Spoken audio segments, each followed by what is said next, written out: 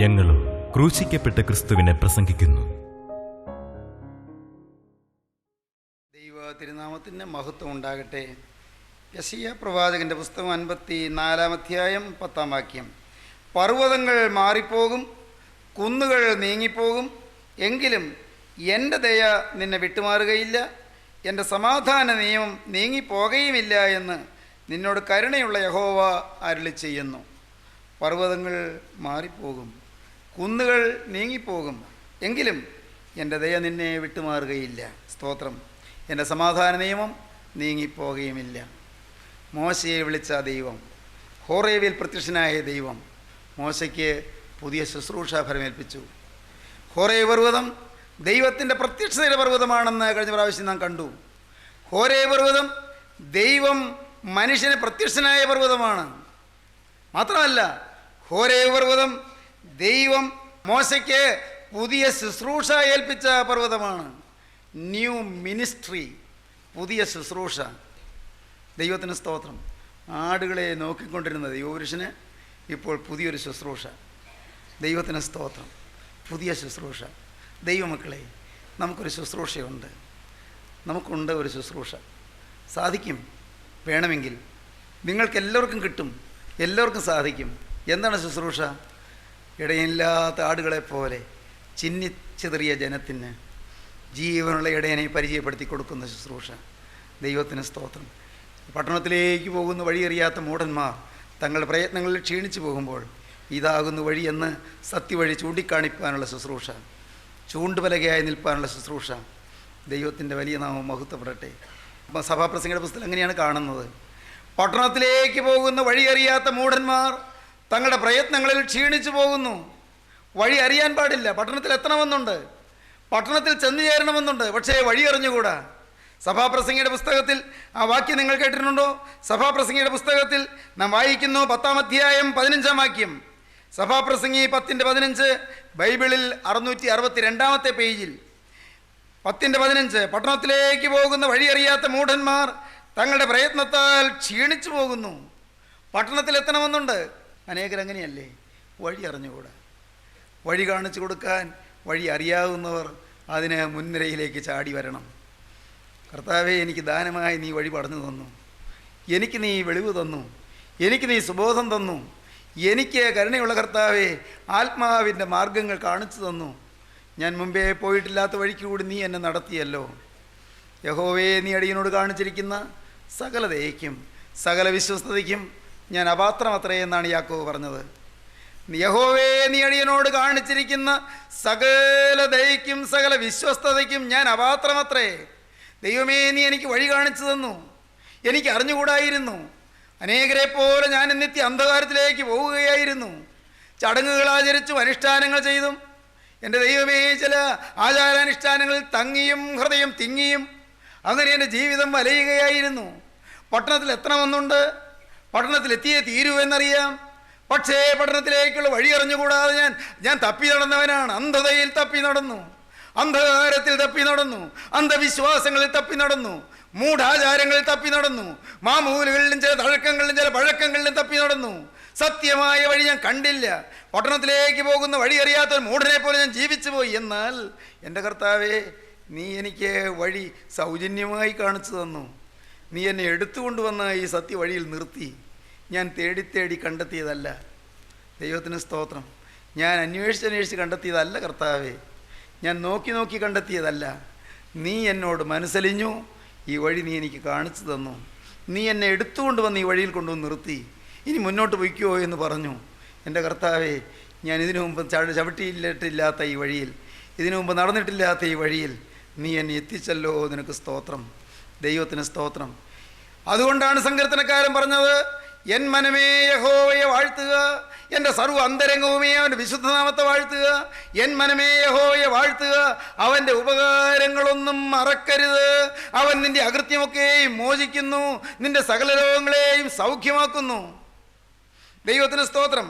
അതുമാത്രമല്ല, വീണ്ടും പറഞ്ഞു, സങ്കീർത്തനക്കാരൻ പറഞ്ഞു, യഹോവ എനിക്ക് ചെയ്ത സകല ഉപകാരങ്ങൾക്കും ഞാൻ അവന് എന്ത് പകരം കൊടുക്കും? യഹോവ എനിക്ക് ചെയ്ത സകല ഉപകാരങ്ങൾക്കും ഞാൻ അവന് എന്ത് പകരം കൊടുക്കും? സ്വർഗത്തിലെ നിത്യനായ ദൈവം നമുക്കായി ഒരുക്കിയിരിക്കുന്ന വൻ കാര്യങ്ങൾ വഴി കാണിച്ചു തന്നു, വഴിയിൽ കൂടി നമ്മെ നടത്തി. പ്രിയപ്പെട്ടവരെ, നാം ഇതുവരെയും അനുഭവിച്ചിട്ടില്ലാത്ത ആത്മസമാധാനവും ഇതുവരെയും നാം ചിന്തിച്ചിട്ടില്ലാത്തത് ഊഹിച്ചിട്ടില്ലാത്തതുമായ സന്തോഷ സൗഭാഗ്യങ്ങളും സ്വർഗത്തിലെ ദൈവം നമുക്ക് തുറന്നു തന്നു, നിറയെ തന്നു, നിറപടിയായി തന്നു, സമൃദ്ധിയായി തന്നു. അതുകൊണ്ടാണ് യെശയ്യാ പ്രവാചകൻ 65-ാം അധ്യായത്തിൽ പറഞ്ഞത്, 1-ാം വാക്യം, എന്നെ ആഗ്രഹിക്കാത്തവർ എന്നെ അന്വേഷിപ്പാനിടയായി, എന്നെ അന്വേഷിക്കാത്തവർക്ക് എന്നെ കണ്ടെത്തുവാൻ സംഗതി വന്നു. എൻ്റെ നാമം വിളിച്ചപേക്ഷിക്കാത്ത ജാതിയോട് ഇതാ ഞാൻ, ഇതാ ഞാൻ എന്ന് ഞാൻ പറഞ്ഞു. സ്വന്തം വിചാരങ്ങളെ അനുസരിച്ച് ആകാത്ത വഴിയിൽ നടക്കുന്ന മത്സരമുള്ള ജനത്തെങ്കിലേക്ക് ഞാൻ ഇടപെടാതെ കൈ നീട്ടുന്നു. ദൈവത്തിന് സ്തോത്രം. 65-ാം അധ്യായം 1-ാം വാക്യം, എന്നെ ആഗ്രഹിക്കാത്തവർ എന്നെ അന്വേഷിപ്പാനിടയായി. നാം ആരും ആഗ്രഹിച്ചില്ല, ജീവൻ്റെ പാത അറിയണമെന്ന് ചിന്തിച്ചില്ല. ജീവൻ്റെ പാതയിലാണെന്നായിരുന്നു ധാരണ. ഞാൻ എങ്ങനെയായിരുന്നു? 2 നേരം നമസ്കാരമുണ്ട്, ഒരു ഞായറാഴ്ചയും പള്ളി മുടക്കുകയില്ല, ശരിക്കും നോമ്പ് ഉപവാസവും എല്ലാം ഉണ്ട്, മനസ്സറിഞ്ഞ് വേണ്ടാതിനത്തിനൊന്നും പോവില്ല, സിനിമ കണ്ടിട്ടില്ല, പുക വലിച്ചിട്ടില്ല, മദ്യം കുടിച്ചിട്ടില്ല, ചീത്ത കൂട്ടുകെട്ടില്ല, സാമാന്യം ഒരുവിധം മാനമര്യാദയായി ജീവിക്കുന്നു. അമ്മയുടെ അനുസരണത്തിൽ, നല്ല ഡിസിപ്ലിനിൽ, എന്നും ഒരധ്യായമെങ്കിലും വേദപുസ്തകം വായിക്കും, ഒക്കെ നിർബന്ധമാണ്. ചിട്ടപ്പെട്ടൊരു ജീവിതം. പക്ഷേ ഞാൻ അറിഞ്ഞില്ല ഞാനൊരു പരീശനാണെന്ന്, ഞാൻ അപകടത്തിലാണെന്ന് ഞാൻ അറിഞ്ഞില്ല. അകത്ത് അഴുക്കുണ്ടെന്ന് ഞാൻ ചിന്തിച്ചില്ല. പുറമേ ഓൾ റൈറ്റ് ആണല്ലോ, അകത്ത് തിന്മയുണ്ടെന്ന് ഞാൻ അറിഞ്ഞില്ല, അകത്ത് ദുർവിചാരങ്ങളുണ്ടെന്ന് അറിഞ്ഞില്ല, അകത്ത് അഴുക്ക് വികാരങ്ങളുണ്ടെന്ന് അറിഞ്ഞില്ല, അകത്ത് മ്ലേച്ഛമായ മോഹങ്ങൾ പതിയിരിപ്പുണ്ടെന്ന് അറിഞ്ഞില്ല. പ്രിയപ്പെട്ടവരെ, സ്വർഗത്തിലെ ദൈവം, ജീവനുള്ള ദൈവം കരുണയോടെ വചനത്തിലൂടെ എനിക്ക് പ്രത്യക്ഷനായി. എന്നെ ആഗ്രഹിക്കാത്തവർ എന്നെ അന്വേഷിപ്പാനിടയായി, എന്നെ അന്വേഷിക്കാത്തവർക്ക് എന്നെ കണ്ടെത്തുവാൻ സംഗതി വന്നു. എൻ്റെ നാമം വിളിച്ചപേക്ഷിക്കാത്ത ജാതിയോട് ഇതാ ഞാൻ, ഇതാ ഞാൻ എന്ന് ഞാൻ പറഞ്ഞു. ഓ എൻ്റെ ദൈവമേ, ദൈവം അങ്ങനെ പറഞ്ഞതുകൊണ്ടല്ലേ ഞാൻ ഈ രംഗത്തേക്ക് വന്നത്, നിങ്ങൾ ഓരോരുത്തരും വന്നത്. ഹോരേബ് പർവ്വതം ദൈവത്തിൻ്റെ പ്രത്യക്ഷത പർവ്വതമാണ്. ഹോരേബ് പർവ്വതം മോശയ്ക്ക് പുതിയ ശുശ്രൂഷ നൽകിയ പർവ്വതമാണ്. പുതിയ ശുശ്രൂഷ. ദൈവത്തിന് സ്തോത്രം. ഞാൻ പണ്ട് ഒരു കവിത വായിച്ചത് നിങ്ങളോട് പറഞ്ഞിട്ടുണ്ടോ എന്ന് ഞാൻ ഓർക്കുന്നില്ല. കവിത ടാഗോറിൻ്റെ കവിതയാണ്, മനോഹരമായ കവിതയാണ്. ഞാൻ പറഞ്ഞിട്ടുണ്ടെന്ന് എനിക്ക് തോന്നുന്നു. മനോഹരമായൊരു കവിതയാണ്. ആ കവിതയുടെ ആശയം എന്താണെന്ന് അറിയാമോ? സൂര്യഭഗവാൻ സൃഷ്ടിജാലങ്ങളെയെല്ലാം വിളിച്ചു കൂട്ടിയെന്നാണ്. സകല സൃഷ്ടികളെയും വിളിച്ചു കൂട്ടി, സകലരെയും. ഈ ഭൂതലത്തിലുള്ള സകല ജീവജാലങ്ങളും വന്നു. സൂര്യൻ പറഞ്ഞു, കൂട്ടരെ, ഞാൻ വളരെ ക്ഷീണിച്ചു. രാവിലെ മുതൽ ഈ വൈകുന്നേരം വരെ ഞാൻ അധ്വാനിച്ചതുകൊണ്ട്, വിശ്രമമില്ലാതെ അധ്വാനിച്ചതുകൊണ്ട് എനിക്ക് നല്ല ക്ഷീണം. ഒന്ന് കിടക്കണം, ഒന്ന് വിശ്രമിക്കണം, വയ്യ. ഇനി നാളെ രാവിലെ വരെ ജോലി ചെയ്യേണ്ടത് നിങ്ങളാരെങ്കിലുമാണ്. ഞാൻ രാവിലെ മുതൽ ഇപ്പോൾ വരെ അധ്വാനിച്ചതുകൊണ്ട് ഈ പ്രകൃതിയിൽ നിന്ന് കൂരിട്ട് മാറ്റി, പ്രകൃതിയിൽ നിന്ന് ഞാൻ ഇരുട്ട് മാറ്റി, അന്ധകാരം മാറ്റി. ഇനി നിങ്ങളാണ് അധ്വാനിക്കേണ്ടത്. നിങ്ങളാരെങ്കിലും എഴുന്നേറ്റ് വരൂ, ഇതുപോലെ കൂരിരുട്ടകറ്റാൻ. ഇപ്പോൾ മുതൽ നാളെ വെളുപ്പാങ്കാലം വരെ കൂരിരുട്ടകറ്റാനുള്ള ജോലി നിങ്ങളാരെങ്കിലും ഏറ്റെടുക്കൂ. എനിക്ക് അല്പം ഒന്ന് വിശ്രമിച്ചേ പറ്റൂ. ആർക്ക് സാധിക്കും കൂരിരുട്ടകറ്റാൻ? ജീവജാലങ്ങൾ മിണ്ടാതിരുന്നു, ആരും മുന്നോട്ട് വന്നില്ല. സൂര്യൻ പിന്നെയും പിന്നെയും പറഞ്ഞു, കൂട്ടരെ, നിങ്ങളെന്താണ് അനങ്ങാതിരിക്കുന്നത്? ഞാൻ ഇത്രയും നേരം അധ്വാനിച്ചില്ല, ഇനി നിങ്ങൾ ആരെങ്കിലും വരൂ, എഴുന്നേറ്റ് വരൂ, കൂരിരുട്ടകറ്റൂ. കുറേ നേരം പറഞ്ഞു കഴിഞ്ഞപ്പോഴുണ്ട് ഒരു മിന്നാമിനുങ്ങ് പറന്നു വരുന്നു. കൊച്ചു മിന്നാമിനുങ്ങ് പറന്നു വന്നിട്ട് പറഞ്ഞു, വളരെ വിനയപൂർവ്വം പറഞ്ഞു, സൂര്യഭഗവാനെ, അങ്ങേപ്പോലെ വെളിച്ചമുണ്ടാക്കാനുള്ള കഴിവൊന്നും ഈ പാവപ്പെട്ട എനിക്കില്ല. ഞാൻ അത്ര ചെറിയൊരു ജീവിയല്ലേ, പക്ഷേ എനിക്ക് ഒരല്പം വെളിച്ചമുണ്ട്. എൻ്റെ ശരീരത്തിലൊരു ചെറിയ അരണ്ടൊരു വെളിച്ചം, വളരെ ചെറിയൊരു വെളിച്ചമാണ്. ഞാനൊരു കാര്യം ചെയ്യാം, എനിക്ക് പറക്കാവുന്നിടത്തോളം സ്ഥലങ്ങളിലൊക്കെ പറന്ന് ഞാൻ ആ വെളിച്ചം പരത്താം. എനിക്ക് സാധിക്കുന്നിടത്തോളം. എല്ലായിടത്തുനിന്നും വെളിച്ചം പരത്താൻ എനിക്ക് സാധിക്കില്ല, കാരണം ഞാൻ അത്ര ചെറുതല്ലേ. അങ്ങയെപ്പോലുള്ള ആ വിശ്വവിശാലമായ പ്രദീപ്തി എനിക്കില്ലല്ലോ, ആ വെളിച്ചം എനിക്കില്ലല്ലോ. ഞാൻ ചുരുങ്ങിയൊരു ചുറ്റുവട്ടത്തിൽ കറങ്ങാം, അത്രയ്ക്ക് ചെറിയ വെളിച്ചം, ഒരു അരണ്ട വെളിച്ചം അത്രയും സ്ഥലത്ത് ഞാൻ കൊടുക്കാം. ഇതൊരു കവിതയാണ്, പക്ഷേ കവിതയ്ക്ക് നല്ല ആശയമുണ്ട്. ദൈവത്തിന് സ്തോത്രം. നമ്മെക്കൊണ്ട് വൻ കാര്യങ്ങൾ ചെയ്യാനൊന്നും കഴിവില്ല, അതിനുള്ള പ്രാപ്തിയില്ല, അതിനുള്ള സിദ്ധികളില്ല, അതിനുള്ള നൽവരങ്ങളുമില്ല. എൻ്റെ ദൈവമേ, നാം നിസ്സാരരാണ്. നാം അല്പപ്രാണികളാണ്. ഹല്ലേലൂയ. നിങ്ങളോട് പറയട്ടെ, എന്നാൽ എൻ്റെ കർത്താവ് നിങ്ങളോട് ഇപ്പോൾ പറയുന്നത് എന്താണെന്ന് കേൾക്കണമോ? ബലവാന്മാരെ ലജ്ജിപ്പിപ്പാൻ ദൈവം ലോകത്തിൽ ബലഹീനമായത് തിരഞ്ഞെടുത്തു. ദൈവത്തിന് സ്തോത്രം. ജ്ഞാനികളെ ലജ്ജിപ്പിപ്പാൻ ദൈവം ലോകത്തിൽ ഭോഷത്വമായത് തിരഞ്ഞെടുത്തു. സ്തോത്രം. ഉള്ളതിനില്ലായ്മയാക്കുവാൻ ദൈവം ലോകത്തിൽ കുലഹീനവും നികൃഷ്ടമായതും ഏതുമില്ലാത്തതും തിരഞ്ഞെടുത്തു. ദൈവമക്കളെ, ആ കൂട്ടത്തിൽ നമ്മെ അവൻ ഉൾപ്പെടുത്തി. ബലവാന്മാരെ തിരഞ്ഞെടുത്ത കൂട്ടത്തിലല്ല, ജ്ഞാനികളെ തിരഞ്ഞെടുത്ത കൂട്ടത്തിലല്ല, ഉണ്മയായതിനെ തിരഞ്ഞെടുത്ത കൂട്ടത്തിലല്ല. ഇതാ, ഒന്നുമില്ലായ്മയിൽ നിന്ന് ജീവനുള്ള ദൈവം നമ്മെ തിരഞ്ഞെടുത്തു. ഒരു ജഡവും ദൈവസന്നിധിയിൽ പ്രശംസിക്കാതിരിക്കേണ്ടതിന് അവൻ നമ്മെ തിരഞ്ഞെടുത്ത് തൻ്റെ ശുശ്രൂഷ നമ്മെ ഫലമേൽപ്പിക്കുന്നു. ദൈവത്തിന് സ്തോത്രം. ശുശ്രൂഷ നമ്മെ ഏൽപ്പിക്കുകയാണ്. മകനെ, നീ എൻ്റെ വേല ചെയ്യുക, നീ ഇന്ന് എൻ്റെ വേല ചെയ്യുക, നിന്റെ കാര്യം ഞാൻ നോക്കാം. സ്നേഹിതരെ, അതിമനോഹരമായൊരു ഗീതമുണ്ടല്ലോ, നിങ്ങൾക്ക് കാണാതറിയാമായിരിക്കും. ഇന്ന് വേല ചെയ്താൽ അന്ന് ജീവകിരീടം ചൂടാം. യജമാനൻ വരുമ്പോൾ, യജമാനൻ വരും, കർത്താവായ യേശു വീണ്ടും വരും. അന്നേരത്ത് ഉണർവുള്ളവരായി മുന്തിരിത്തോപ്പിൽ പണി ചെയ്യുന്നവരായി കാണുന്ന ദാസന്മാർക്ക്, യജമാനൻ്റെ മുന്തിരിത്തോപ്പിൽ വിശ്വസ്തയോടെ വേല ചെയ്യുന്ന വേലക്കാർക്ക്, ഏൽപ്പിച്ച ശുശ്രൂഷ വിശ്വസ്തയോടെ നിർവഹിക്കുന്നവർക്ക്, യജമാനൻ്റെ മുന്തിരിത്തോപ്പിൽ വേല ചെയ്യുന്നവരായി പകലന്തിയോളം വിശ്രമമില്ലാതെ പണിയെടുക്കുന്ന വേലക്കാർക്ക്, ദൈവത്തിന് സ്തോത്രം, അവർക്കാണ് കിരീടം. അവരെ പിതാവായ ദൈവം ആഘോഷത്തോടെ എതിരേറ്റുകൊണ്ടുവന്ന തിരുമേശയെങ്കിൽ ഇരുത്തും, താതിനിരുത്തും മേശയ്ക്കായി. അവരെ പുത്രൻ തമ്പുരാൻ സുതൻ അവരെ പരികർമ്മിക്കും, അരകെട്ടി ശുശ്രൂഷിക്കും. പാറക്കലീത്ത റൂഹുകുദിശ, പാറക്കലീത്ത പരിശുദ്ധാത്മാവ്, ആശ്വാസപ്രദനായ പരിശുദ്ധാത്മാവ് കിരീടം മെടഞ്ഞ് അവരുടെ ശിരസിൽ ചൂടിക്കും. ദൈവത്തിന് സ്തോത്രം. സഹോദരങ്ങളെ, നിങ്ങളോട് പറയട്ടെ, ആ ശുശ്രൂഷ ഏറ്റെടുക്കാൻ നിങ്ങൾക്ക് സാധിക്കുമോ? പുതിയ ശുശ്രൂഷ. ദൈവത്തിൻ്റെ വലിയ നാമം മഹത്വപ്പെടട്ടെ. പുതിയ ശുശ്രൂഷ ഏൽപ്പിക്കുന്നു. ഹോരേ പർവ്വതം എന്ന പ്രത്യക്ഷതയുടെ പർവ്വതമാണ്. 2 പുതിയ ശുശ്രൂഷ ഫലമേൽപ്പിക്കുന്ന പർവ്വതമാണ്.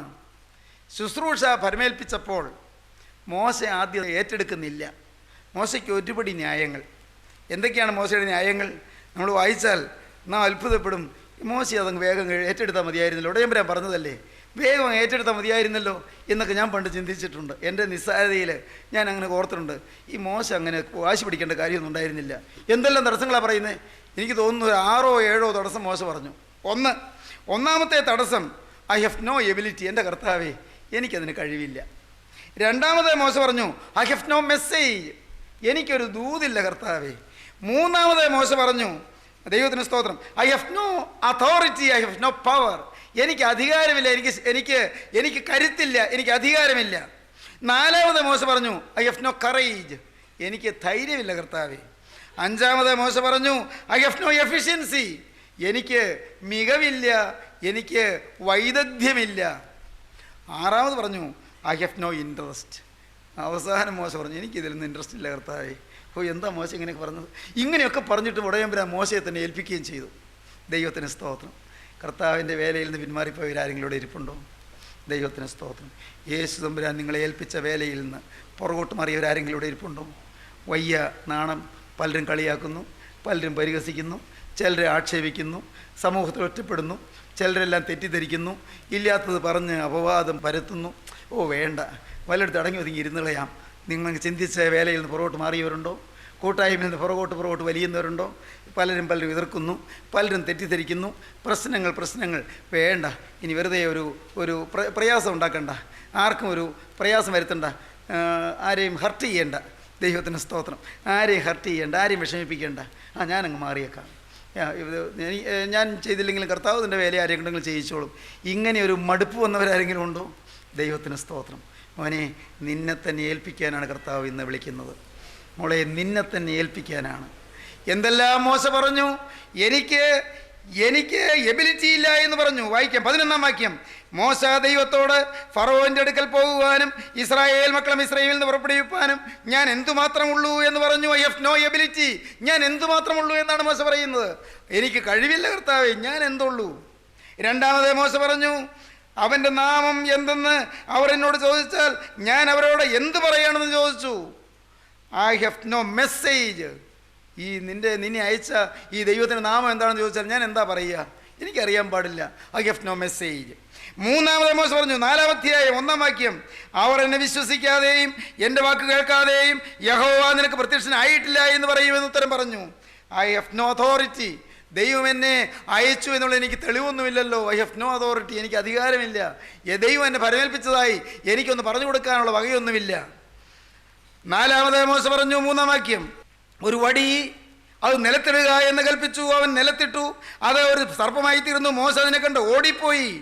പേടി. I have no courage. വടിയാണ്, നിലത്തിട്ടപ്പോൾ സർപ്പമായി. സർപ്പത്തെ കണ്ട് പേടിച്ചു പോയി. പേടി. I have no courage. എനിക്ക് ധൈര്യമില്ല. വീണ്ടും 5-ാമത് മോശ പറഞ്ഞു, 10-ാം വാക്യം, 4-ാം അധ്യായം 10-ാം വാക്യം, കർത്താവേ, മുമ്പേ തന്നെയും നീ എളിയനോട് സംസാരിച്ച ശേഷവും ഞാൻ വാക്സാമർത്ഥ്യമുള്ളവനല്ല, ഞാൻ വിക്കനും തടിച്ച നാവുള്ളവനുമാകുന്നു. ഒഴിയൊഴി പറയുകയാണ്. I have no efficiency. എനിക്ക് വാക്സാധുര്യമൊന്നുമില്ല കർത്താവേ. എനിക്കൊന്നും അറിയാൻ പാടില്ല. ഞാൻ പോരാ കർത്താവേ. മോശയാണ് തീരുമാനിക്കുന്നത് പോരാ എന്ന്. 6-ാമത് മോശ പറഞ്ഞു, 13-ാം വാക്യം, 4-13, കർത്താവേ, നിനക്ക് ബോധിച്ച മറ്റാരെയെങ്കിലും അയക്കണമേ എന്ന് പറഞ്ഞു. I have no interest. നിനക്ക് ബോധിച്ച ആരെയെങ്കിലും അയക്കണമേ എന്ന് പറഞ്ഞു. സഹോദരങ്ങളെ, നിങ്ങൾ പല ഒഴികഴിവുകൾ പറഞ്ഞിട്ടുള്ളവരാണോ? ഒഴികഴിവുകൾ പലതരത്തിലുള്ളതായ, പഴയ നാടൻ ഭാഷയിൽ പറയും താക്ക കുറ്റങ്ങൾ, പലതും പല ഒഴികഴിവുകൾ. പ്രിയപ്പെട്ടവരെ, അങ്ങനെ പറഞ്ഞ് പുറകോട്ട് മാറിയവരുണ്ടോ? കർത്താവിൻ്റെ വേല ചെയ്യാൻ മടിച്ചവർ. എനിക്ക് വിദ്യാഭ്യാസമില്ല, എനിക്കതിനുള്ള ഇംഗ്ലീഷ് പരിജ്ഞാനമില്ല. ഈ പ്രസംഗിക്കുന്നവരൊക്കെ ഇംഗ്ലീഷ് വാക്കൊക്കെ ഇടയ്ക്ക് പറയുന്നുണ്ട്. എനിക്കതൊന്നും പറയാൻ അറിയാൻ പാടില്ല. എനിക്ക് അക്ഷരം കൂട്ടി വായിക്കാൻ പോലും അറിയാൻ പാടില്ല. പിന്നെ എനിക്ക് വലിയ വേദപുസ്തക പരിജ്ഞാനമൊന്നുമില്ല. എനിക്ക് വലിയ പാണ്ഡിത്യമൊന്നുമില്ല. പിന്നെ എനിക്ക് ഭാഷാ ഭംഗിയില്ല. എനിക്ക് ഒരു കഴിവുമില്ല. ഞാൻ എന്തോ ചെയ്യാനാ? ഞാൻ എന്ത് വേല ചെയ്യാനാ? അതൊക്കെ ദൈവമക്കൾ ചെയ്യട്ടെ. എനിക്കതിനൊന്നും യോഗ്യതയൊന്നുമില്ല. ഇങ്ങനെ പറഞ്ഞ് പുറകോട്ട് വലിയുന്നവരാരെങ്കിലും ഉണ്ടോ? ദൈവത്തിന് സ്തോത്രം. ദൈവമക്കളെ, ഇന്ന് ഞാൻ വിനയപൂർവ്വം നിങ്ങളെ അറിയിക്കട്ടെ, നിങ്ങൾ വലിഞ്ഞാലും നിങ്ങളെ ആ വേല പരമേൽപ്പിക്കാൻ എൻ്റെ കരുണയുള്ള കർത്താവിന് ആശയാണ്. നിങ്ങളെ രൂപാന്തരപ്പെടുത്തിയെടുത്ത്, നിങ്ങളെ പരുവപ്പെടുത്തിയെടുത്ത്, നിങ്ങളെ ഒന്ന് വാർത്തെടുത്ത്, നിങ്ങളെ ഒന്ന് രൂപപ്പെടുത്തിയെടുത്ത് നിങ്ങളെ തന്നെ ഈ വേല ഏൽപ്പിക്കാൻ. ഏതാണ് വേല? ദൈവത്തിന് സ്തോത്രം. രാജാവ് ഉള്ളയിടത്ത് രാജകോലാഹലമുണ്ടെന്ന് പാടാനുള്ള വേല. ദൈവത്തിന് സ്തോത്രം. രാജാവിനെ ഉള്ളത്തിൽ പേറാനുള്ള യോഗ്യത. ദൈവത്തിന് സ്തോത്രം. രാജാവിനെ പരിചയമില്ലാത്തവർക്ക് രാജാവിനെ പരിചയപ്പെടുത്തി കൊടുക്കാനുള്ള യോഗ്യത. ഈ രാജാവ് വീണ്ടും വരുമ്പോൾ, വിശുദ്ധന്മാർ പറന്നുയരുമ്പോൾ, സമൂഹത്തിൽ നിന്ന് അനേകം വിശുദ്ധന്മാർ പറന്നുയരാൻ വിശുദ്ധന്മാരെ ഒരുക്കുന്ന ശുശ്രൂഷ. ദൈവത്തിന് സ്തോത്രം. വിശുദ്ധന്മാരെ യഥാസ്ഥാനപ്പെടുത്തുന്ന ശുശ്രൂഷ. ദൈവജനമേ, അനേകർക്ക് വഴി കാണിച്ചു കൊടുക്കുന്ന ശുശ്രൂഷ. സാക്ഷാത്തായ ദൈവവേല ചെയ്യുവാൻ നിങ്ങൾക്ക് താല്പര്യമുണ്ടോ? കൊയ്ത്തുണ്ട്, അധികം വേലയുണ്ട്, ഏറെ കൊയ്യാൻ ആളില്ല. കൊയ്ത്തേറെയുണ്ട്, വേലക്കാരോ ചുരുക്കം. കൊയ്ത്തുകാർ ചുരുങ്ങിപ്പോയിരിക്കുന്നു. കർത്താവേ, നിന്റെ വേലയ്ക്ക് ഞാൻ വരാം. ഞാനിതാ വരുന്നു. എൻ്റെ സ്വത്ത്, എൻ്റെ വരുമാനം, എൻ്റെ ആരോഗ്യം, എൻ്റെ സ്വാധീനം, എൻ്റെ വിദ്യാഭ്യാസം, ഉടയവനെ, എൻ്റെ ശരീരം, എൻ്റെ ദേഹി, എൻ്റെ പ്രാണൻ, എൻ്റെ ആത്മാവ്, എൻ്റെ ഭാവി, എൻ്റെ ഭവനം, എൻ്റെ കുടുംബം, എൻ്റെ മക്കൾ, എൻ്റെ ദൈവമേ, എൻ്റെ ആകത്തുക മുഴുവനും ഉടയവനെ നിന്റെ കരങ്ങളിലേക്ക് തരുന്നു. നീ തന്നതല്ലാതെ എനിക്കൊന്നുമില്ല. നീ തന്നതല്ലാതെ എനിക്കൊന്നുമില്ല. തന്നതല്ലാതെ എനിക്കൊന്നുമില്ല. ഈശോ, തന്നിടുന്നെന്നെയുമേ നാഥാ, നീ തന്നതല്ലാതെ എനിക്കൊന്നുമില്ല. നീ തന്ന വിദ്യാഭ്യാസം, നീ തന്ന ആരോഗ്യം, നീ തന്ന ബലം, ഉടയവനെ, നീ തന്ന സൗകര്യങ്ങൾ, നീ തന്ന സാഹചര്യങ്ങൾ, ഇതുവരെയുള്ള ആയുസ് നീ കടം തന്നത്, നീ കടം തന്ന ആയുസ്, ഉടയവനെ, ഇത് നിന്റെ കരങ്ങളിലേക്ക് ഞാൻ ഇതാ തരികയാണ്. എൻ്റെ സഹോദരങ്ങളെ, കൊടുക്കാമോ? വാങ്ങാൻ യേശു കൈനീട്ടിയിട്ടുണ്ട്. ആണിപ്പാടുള്ള കരം, തിരക്തം പുരണ്ട കരം, മുറിഞ്ഞ കരം. മകനെ, നിനക്ക് വേണ്ടി അടിയേറ്റ് തകർന്ന കരം, നിനക്ക് വേണ്ടി ആ അണിയടിച്ച് തകർത്ത കരം മകനെ നിന്റെ നേരെ നീട്ടിയിട്ടുണ്ട്. സഹോദരി, നിന്റെ നേരെ ആ കരം നീട്ടിയിട്ടുണ്ട്. ഇപ്പോൾ നിന്റെ ഓരോരുത്തരുടെയും ജീവിതം യേശുവിന്റെ കരങ്ങളിലേക്ക് കൊടുക്കുമോ? ദൈവ പൈതലേ, നിന്റെ ഭാവി യേശുവിനെ ഏൽപ്പിക്കുമോ?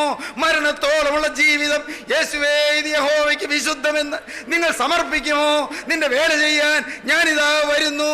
എന്നെ ആവത് ഞാൻ ചെയ്യും, തന്നാലാവത് ചെയ്തു എന്ന് മഗ്ദലന മറിയാമിനെ കുറിച്ച് പറഞ്ഞതുപോലെ എന്നാലാവത് ഞാൻ ചെയ്യുമെന്ന് നാഥാ ഞാൻ തീരുമാനമെടുക്കുന്നു.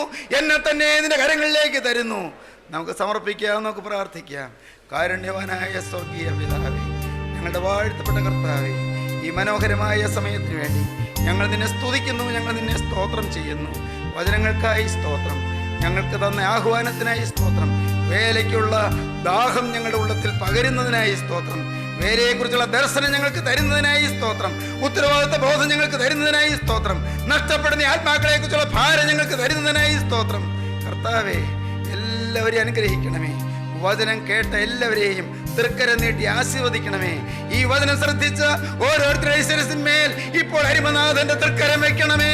രോഗബാധ മാറ്റണമേ, പാപക്കെട്ടുകൾ പൊട്ടിക്കണമേ, പൈശാചിക ബാധകൾ നീക്കണമേ, ദുരാത്മ ഭീതികൾ അകറ്റണമേ, ശാപദോഷങ്ങൾ മാറ്റണമേ. എല്ലാവരെയും അനുഗ്രഹിക്കണമേ, കുടുംബ സമാധാനം അയക്കണമേ. മഹത്വം തിരുമേനി മാത്രം എടുക്കണമേ. യേശുക്രിസ്തുവിന്റെ രാജകീയ നാമത്തിൽ പ്രാർത്ഥിക്കുന്ന പിതാവേ, കവയോടെ കേൾക്കുമാറാകണമേ.